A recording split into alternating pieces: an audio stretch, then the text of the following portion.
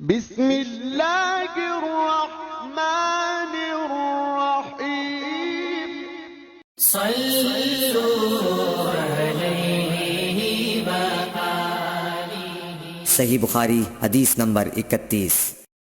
ابو ذر ایک جوڑا پہنے ہوئے تھے اور ان کا غلام بھی جوڑا پہنے ہوئے تھا۔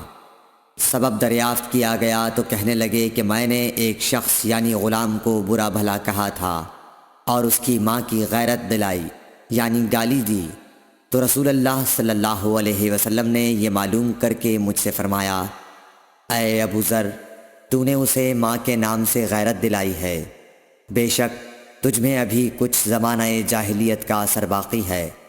یاد رکھو ماتحت لوگ تمہارے بھائی ہیں، اللہ نے اپنی کسی مصلحت کی بنا پر انہیں تمہارے قبضے میں دے رکھا ہے، تو جس کے ماتحت اس کا کوئی بھائی ہو تو اس کو بھی وہی کھلائے جو آپ کھاتا ہے، اور وہ کپڑا اسے پہنائے جو آپ پہنتا ہے، اور ان کو اتنے کام کی تکلیف نہ دو کہ ان کے لیے مشکل ہو جائے، اور اگر کوئی سخت کام ڈالو تو تم خود بھی ان کی مدد کرو۔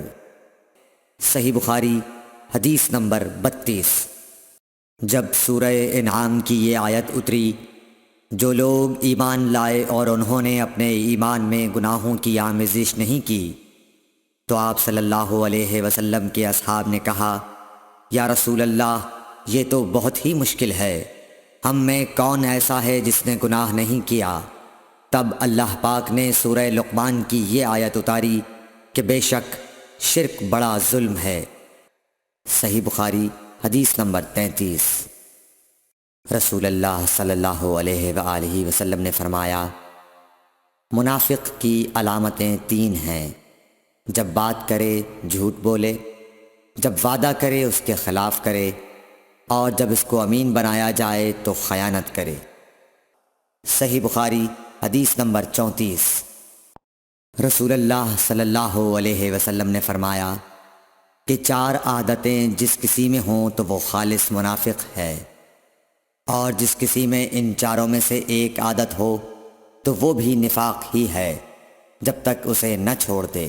وہ یہ ہیں، جب اسے امین بنایا جائے تو امانت میں خیانت کرے، اور بات کرتے وقت جھوٹ بولے، اور جب کسی سے عہد کرے تو اسے پورا نہ کرے، اور جب کسی سے لڑے تو گالیوں پر اتر آئے۔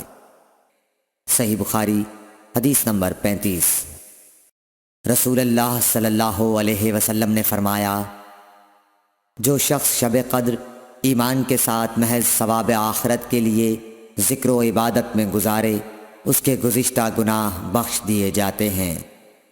صحیح بخاری حدیث نمبر 36۔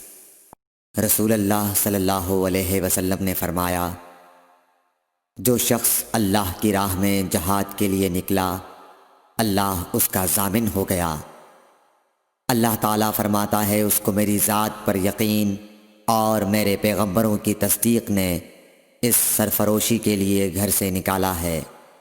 میں اس بات کا ضامن ہوں کہ یا تو اس کو واپس کر دوں ثواب اور مال غنیمت کے ساتھ، یا شہید ہونے کے بعد جنت میں داخل کر دوں۔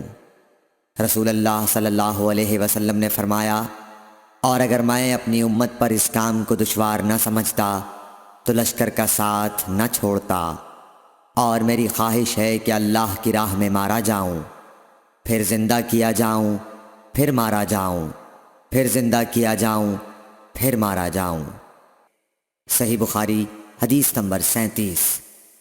حضرت صلی اللہ علیہ وسلم نے فرمایا، جو کوئی رمضان میں راتوں کو ایمان رکھ کر اور ثواب کے لیے عبادت کرے، اس کے اگلے گناہ بخش دیے جاتے ہیں۔ صحیح بخاری حدیث نمبر 38۔ حضرت صلی اللہ علیہ وسلم نے فرمایا، جس نے رمضان کے روزے ایمان اور خالص نیت کے ساتھ رکھے، اس کے پچھلے گناہ بخش دیے گئے۔ صحیح بخاری حدیث نمبر 39۔ حضرت صلی اللہ علیہ وسلم نے فرمایا، بے شک دین آسان ہے، اور جو شخص دین میں سختی اختیار کرے گا تو دین اس پر غالب آ جائے گا اور اس کی سختی نہ چل سکے گی۔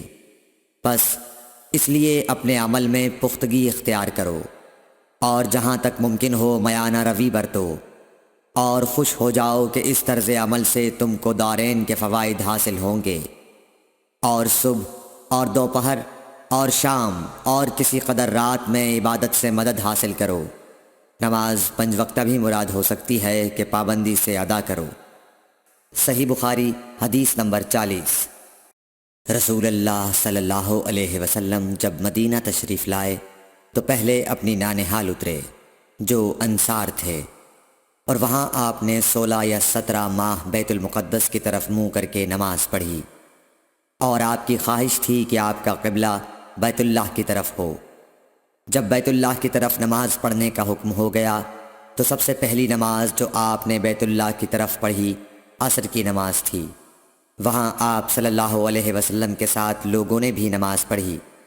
پھر آپ کے ساتھ نماز پڑھنے والوں سے ایک آدمی نکلا اور اس کا مسجد بنی حارثہ کی طرف گزر ہوا تو وہ لوگ رکوع میں تھے۔ وہ بولا کہ میں اللہ کی گواہی دیتا ہوں کہ میں نے رسول اللہ صلی اللہ علیہ وسلم کے ساتھ مکے کی طرف منہ کر کے نماز پڑھی ہے۔ یہ سن کر وہ لوگ اسی حال میں بیت اللہ کی طرف گھوم گئے، اور جب رسول اللہ صلی اللہ علیہ وسلم بیت المقدس کی طرف منہ کر کے نماز پڑھا کرتے تھے، یہودی اور عیسائی خوش ہوتے تھے، مگر جب آپ نے بیت اللہ کی طرف منہ پھیر لیا تو انہیں یہ امر ناگوار ہوا۔ زہیر ایک راوی کہتے ہیں کہ ہم سے ابو اسحاق نے برا سے یہ حدیث بھی نقل کی ہے کہ قبلہ کی تبدیلی سے پہلے کچھ مسلمان انتقال کر چکے تھے، تو ہمیں یہ معلوم نہ ہو سکا کہ ان کی نمازوں کے بارے میں کیا کہیں۔ تب اللہ نے یہ آیت نازل کی، وَمَا كَانَ اللَّهُ لِيُضِيعَ إِيمَانَكُمْ، سورہ بقرہ آیت number 143۔ Thanks for watching. Don't forget to like, comment, share and subscribe to